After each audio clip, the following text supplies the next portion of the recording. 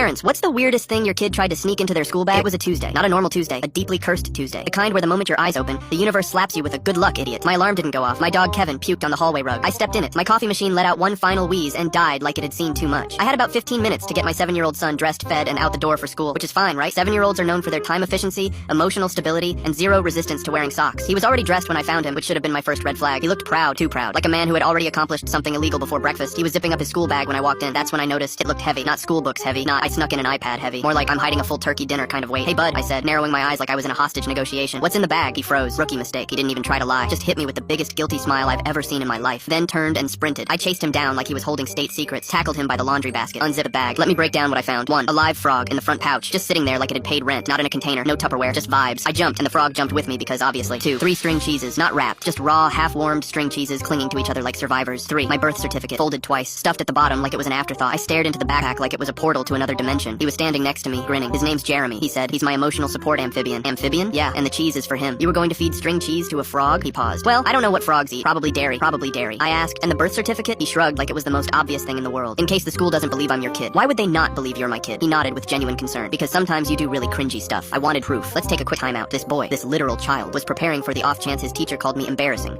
And instead of using logic or say our matching last names, he thought the best way to prove paternity was smuggling my government-issued birth certificate into a frog sanctuary disguised as a school backpack. I took a deep breath, counted to 10, and said, "Why is the cheese warm?" Oh, I slept with it under my pillow. I didn't want Jeremy to get cold. I didn't even know who Jeremy was yet, and I already hated him. We stood in silence. I was holding a frog. There were cheese strings stuck to my fingers. The birth certificate was damp for some reason I still don't fully understand. Okay, I said. You're not bringing Jeremy, the cheese, or my legal documentation to school. Understood? He sighed, not like a kid, like a man who's been through war. Fine, but if I have a bad day, it's your fault. Flash forward. I drop him off. He walks into the building like I've personally failed him. I get to work. I'm exhausted. I smell like frog, whatever. Then around noon, I get a call from the school. Hi, this is the front office. We just wanted to check. Did you mean to pack a frog? My soul left my body. Turns out he had a backup frog. That's right. Jeremy number 2 was zipped into the side pocket. Alive. Slightly cheesed. I had to leave work, pick up the frog, sign a formal no animal transport warning, and listen to the vice principal try to explain the situation with a straight face. When I got home, I found my son on the floor drawing. Not pictures. A blueprint. A sketch of a backpack with frog compartments and a little built-in mini fridge for Jeremy's cheese supply. He looked up at me and said, "You ruined the prototype." I ruined the prototype. So now my son is grounded. My birth certificate is wrinkled. My coworkers think I run a side hustle in exotic pets. And Jeremy lives in the backyard now, in a makeshift frog condo made of Tupperware and popsicle sticks. Every morning my son salutes him before school like he's a tiny cheese-fueled war hero. And me? I've learned to double-check every zipper, every pouch, and every child-sized smirk. Because if this kid ever gets his hands on my passport, we're all screwed.